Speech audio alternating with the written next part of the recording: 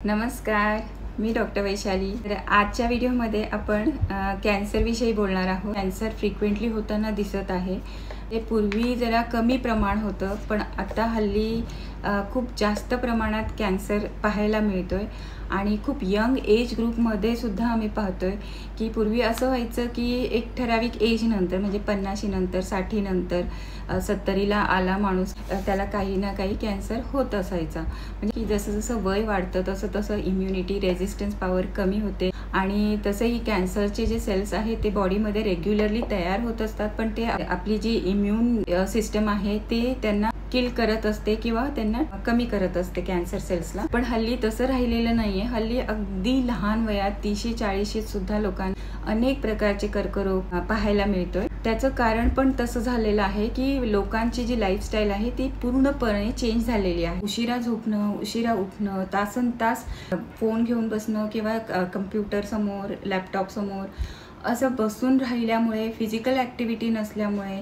पुन्हा junk food, fast फूडचा सुद्धा मारा होत आहे। म्हणजे बाहेरचं जे स्विगी, झोमॅटो, इन्स्टंट फूड किंवा पॅकेज्ड फूड या गोष्टी खाण्याचं प्रमाण इतकं वाढलेलं आहे। इवन सॉस, टोमॅटो सॉस म्हणा किंवा आणखी पण कुठले कुठले सॉस ॲड करून पिझ्झा, बर्गर, मेयो वगैरे काय काय टाकलेलं असतं। तर या सगळ्या गोष्टींनी पुढे जाऊन कॅन्सर होत आहे। म्हणजे पूर्वीच्या काळी खूप कमी होता कॅन्सर, पण तो आता खूप जास्त वाढलेला आहे। यंग मुलींना सुद्धा मुलींना जास्त करून ब्रेस्ट कॅन्सर, युटेराईन कॅन्सर होताना दिसतोय। मुलांना इनफर्टिलिटीचा प्रॉब्लेम होतोय किंवा हे बाकीचे सुद्धा खूप आजार होत आहे। पहिली गोष्ट लाईफस्टाईल तर चेंज करायची आणि डाएट सुद्धा चेंज करायचा आहे। तर हा कॉमन गोष्टी अशा आहेत की ज्या तुम्ही रेग्युलरली यूज करत आहात आणि त्या तुम्हाला आत्ताच्या आत्ता स्टॉप करायच्या आहेत इन्स्टंटली। सगळ्यात पहिली गोष्ट प्लॅस्टिकची भांडी किंवा नॉनस्टिकचे कुकवेअर्स जेवढे असतील ज्याला टेफ्लॉन कोटिंग असतं ते सगळं रिप्लेस करायचं आहे। त्याला तुम्ही स्टीलचे भांडे किंवा ग्लासवेअर यूज करू शकता।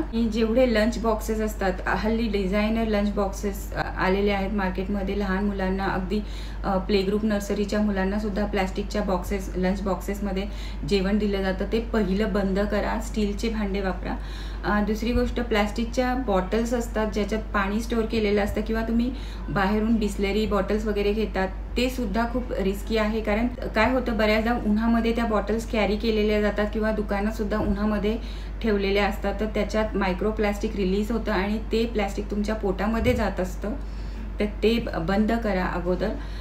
दुसरी गोष्ट प्लॅस्टिकचे डिशेस असतात, प्लॅस्टिकचे कप्स असतात किंवा बाहेरचं जेवण आणताना तुम्ही प्लॅस्टिक बॅगमध्ये आणता तर ते सुद्धा स्टॉप। चहा कॉफी पिण्याचं जे प्लॅस्टिकच्या गोष्टी असतात किंवा पेपर कप्स असतात ते सुद्धा बंद करायचं। तर जेवढे रूम फ्रेशनर्स आहेत किंवा परफ्युम्स आहेत, स्ट्रॉंग फ्रेग्रन्स असणारे परफ्युम्स आहेत किंवा मॉस्किटो रिपेलेंट्स वापरलं जातं। अगदी लहान बाळाला जिथं झोपवतात तिथे सुद्धा दिवस आणि रात्र मॉस्किटो रिपेलेंट्स लावलेले असतात, तर ते सगळे खूप रिस्की आहेत।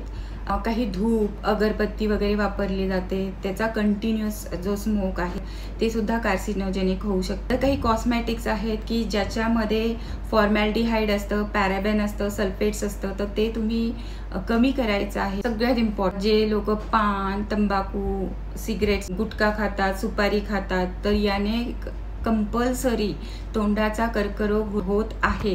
तर ह्या गोष्टी बंद करायच्या आहेत खूप लवकरात लवकर। इवन अल्कोहोलने सुद्धा कॅन्सर होतो। जे लोक पेंट्स, वॉर्निशेस वगैरे यूज करतात, म्हणजे जे पेंटिंगचं काम करतात, त्याच्यात बेन्झीन असतं जास्त प्रमाणात, ते कार्सिनोजेनिक। तर काही हाऊसहोल्ड क्लिनिंगच्याही गोष्टी आहेत, फ्लोर क्लीनर्स किंवा बाथरूम क्लीनर्स।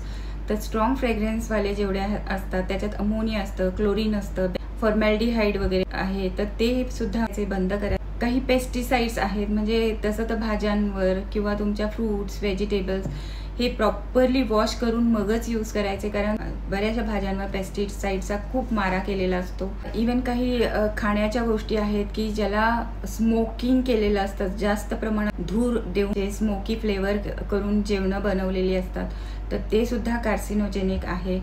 तर या काही गोष्टी आहेत की ज्या तुम्ही अवॉइड केल्या पाहिजेत, कारण त्या कॅन्सरस आहेत, कार्सिनोजेनिक आहेत। तर व्हिडिओ आवडला असेल तर लाईक, शेअर आणि कमेंट करायला विसरू नका आणि सबस्क्राईब आणि फॉलो नक्की करा।